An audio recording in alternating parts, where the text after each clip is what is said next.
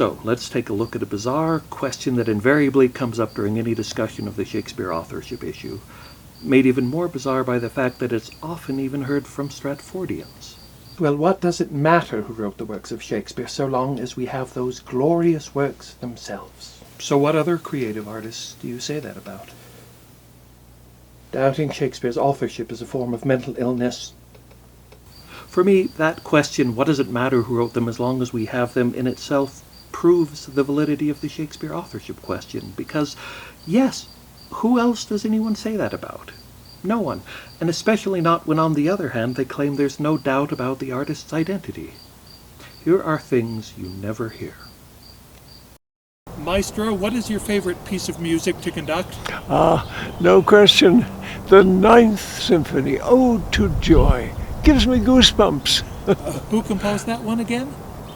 I don't know. Some guy, I guess. What does it matter? What's your favorite painting? Starry Night. It's so full of passion and it's so powerful. Well, who painted that one? Who cares? So yet again, among all creative artists in history, an exception has to be made for Shakespeare and Shakespeare alone. To the rules we normally apply to any other human being.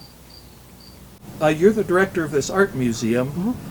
Why don't you take all the names off all of the artworks? Because what does it matter who did them as long as we have the works themselves?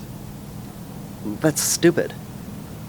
Okay, well, how about this? How about you take all the information about the artists off, because how can that possibly add to our enjoyment or understanding of the art? Is this for real? Always an exception for Shakespeare. And yet we're not allowed to ask why that is.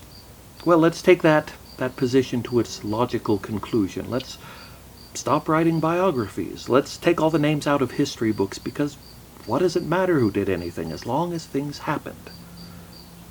Frankly, it looks to me like the people who say, what does it matter who wrote them as long as we have them, are inadvertently revealing their own doubts about their own position, or at least are hedging their bets in case some inconvenient document shows up in an archive somewhere.